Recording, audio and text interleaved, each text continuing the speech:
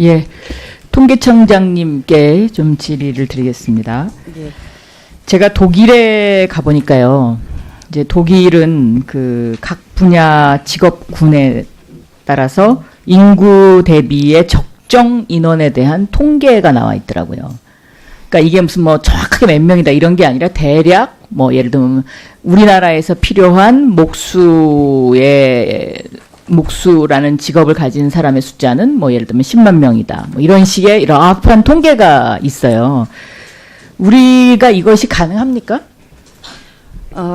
우리 노동시장의 특성으로는 사실 좀 불가능합니다. 왜냐하면 전통적으로 유럽의 노동시장은 트레이드 유니언이라고 하는 게 직업동맹에서 시작된 노동조합입니다. 그래서 직업이라는 게 가장 근간이 되는 관계인데요. 미국만 해도 그게 이제 미국으로 넘어오면서 이제 산업별 노동조합 운동 그 기반을 한다면 그러니까 조직 자체가 이제 산업별로 뭐 파악이 되고 그런데 한국이나 일본 같은 경우는 기본적으로 이제 뭐 그게 기업 단위로 움직이고 이러기 때문에 사실은 우리 수준에서는 기업별로 뭘 비교하는 것도 그렇게 쉽지는 않습니다. 저는 이거를 힘들지만 그래도 통계청에서 만들려고 노력해야 되지 않나 싶습니다. 왜냐하면 독일의 경우에 보면 예를 들어서 이제 이거 뭐 목수가 10만 명이 필요하다. 그러면 이 10만 명의 기준이라는 게 임금하고도 딱 연결이 돼서 예를 들면 내가 목수라는 어떤 직업학교를 통해서 목수라는 어떤 스킬을 배웠을 때 내가 이 학교를 졸업하고 목수가 되면 예를 들면 연봉 뭐 1년에 7천만 원이면 7천만 원, 8천만 원에 그 소득을 올릴 수 있다는 어떤 그 신뢰관계가 유지가 돼 있거든요. 그러니까 적어도 국가에서 이제 그런 가이드라인을 제시를 하는 거죠. 시간당 이 사람들은 시간당 이런 직업을 가진 이런 기술을 가진 사람들은 시간당 얼마의 돈을 지불해야 된다라는 그 가이드라인이 나와 있더라고요. 근데 그 가이드라인에 기초되는 것이 바로 통계청에서 갖고 있는 그 직업군에 따른 적정 인원 이것이 있어야 이제 이것이 가능한 것입니다. 수요 공급의 이걸 갖다가 국가가 라프하게 대략 갖고 있거든요. 근데 저는 지금 우리나라에 이제 여러 가지 그 많은 문제들이 있는데 소득 양극화라든가 또 지금 부의 경제력 집중이라든가 이런 어떤 여러 가지 요소들 중에서 국가에서 이런 부분 그러니까 직업 학교를 통해서 고도의 숙련을 요하는 특히 직업 같은 것 이런 것들은 이런 통계 자료를 통해서 그 부분에 인력이 모자라면 국가적으로 직업 학교에서 훈련을 시켜서 인재를 양성하고 하는 이런 어떤 시스템을 갖춰야 우리가 선진국형 삶의 질을 가질 수 있지 않나 하는 생각을 해봅니다. 그래서 이런 노력을 좀 해주시면 어떤가 저는 그런 생각을 합니다. 예, 이게 충분히 그 의원님께서 말씀하신 취지를 이해하면서도 사실 우리나라의 굉장히 노동시장 관행 전반에 관한 얘기인 것 같아서 제가 쉽게 얘기하기는 굉장히 어렵습니다. 예컨대 관리자 어떠한 특정한 뭐 물품을 관리한 물품과 관련해서 그러니까 그런 저는 무슨 관리자의 의미보다는요.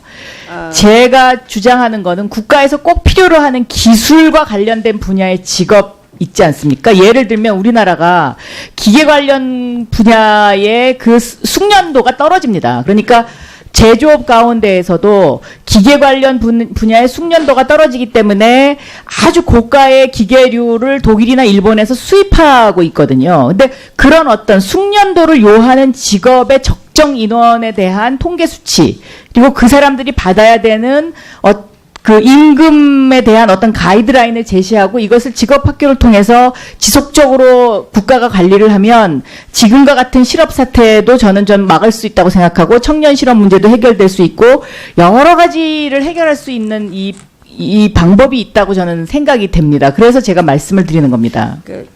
실제로 방금 말씀하신 그런 것에 대해서는 통계청이 하지는 않고요.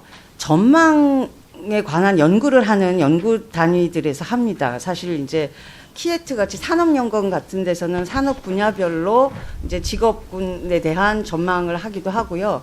한국고용정보원 여기서도 비슷하게 유망 직업이라고 해서 얼마만큼 그런 부분에 수요가 있을 것인지 뭐 이런 것들은 합니다. 그런데 그게 말씀드리자면 그게 통계 문제가 아니고 사실은 연구의 문제일 수 있기 때문에 통계가 기본이 돼야지 연구가 나오고 예, 맞습니다. 압니다. 그래서 하나만 제가 하고 싶으신 기재부에서도 이런 부분에 대해서 좀 전반적인 검토가 필요하지 않냐. 왜냐하면 선진국으로 가는 길목에서 우리가 이게 정비해야 되는 하나의 시스템 중에 하나라고 생각합니다. 예, 위원님 말씀이 맞고요. 방금 전에 그 통계청장께서 말씀 주신 대로 각 연구기관, 특히 그 정부 출연 연구기관에서 분야별로 전망을 하기도 하고요. 그 다음에 한국고용정보원에서는 그 매년 직업별 인력 수요 전망을 합니다. 그리고 그 다음에 그것도 이제 봐가지고 중장기 인력 수급 그 관련 그 전망도 하고요. 다만 이제 그걸 어느 정도 구체적으로 하고 그것을 우리 그 교육 훈련 또 그 다음에 우리 대학들의 그 인력 양성 여기하고 연계를 시키느냐 그런 것들이 아마 과제인 것으로 알고 있는데요. 지금 현재 하고는 있는데요. 그 부분을 한번 저희가 고용정보원에 전달을 해가지고 위원님께 한번 상세히 좀 보고를 좀 드리도록 그렇게 좀 하겠습니다. 제가 조금 보완하자면 아까 의원님 말씀하신 것처럼 한고원에서 전망을 하는 것도 사실 저희 자료를 토대로 합니다.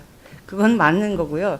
그러니까 직업과 관련해서 통계청에서 가장 광범위하게 조사하고 있는 게 지역 고용 구조 조사라고 하는 게 있습니다. 상당히 광범위하게 조사를 하고 산업, 직업 크로스에서 상세하게 볼 수 있는 조사를 지금 상반기, 하반기에서 반기 수준으로 하고 있는데요. 내년부터는 이제 그런 부분들이 말씀하신 것처럼 좀 강화될 필요가 있어서 분기 조사로 또 좀 하고 그다음에 지역의 상황에 좀 적응하기 위해서 특수성을 좀 반영하기 위해서 샘플을 좀 확대해야 되지 않을까 그런 구상을 가지고 있습니다. 그래서 기재부와 잘 협의를 해서 하도록 하겠습니다. 제가 하는 포인트는 뭐냐면요. 임금의 어떤 적정 수준을 보장해주기 위한 통계가 필요하다는 거죠. 예. 그게 무슨 말씀인지 알죠? 어느 한쪽이 너무 사람이 많아가지고 임금이 이게 수급 조절이 안 되는 이런 상황이 예, 아니고 네네. 그래서 한번 저희도 저 관련 기관들하고 한번 같이 고민을 해보고요. 한번 보고를 올리도록 그렇게 하겠습니다. 네, 박영선 의원님이 사례를 들은 독일의 그 사례를 통계청장이 좀 확인해갖고 말입니다. 어떠한 형식의 통계고 어떤 식으로 그걸 만드는지 그걸 한번 연구를 해보세요. 네. 네. 예, 수고하셨습니다. 다음 중간 엄영수 의원님 질의하시겠습니다.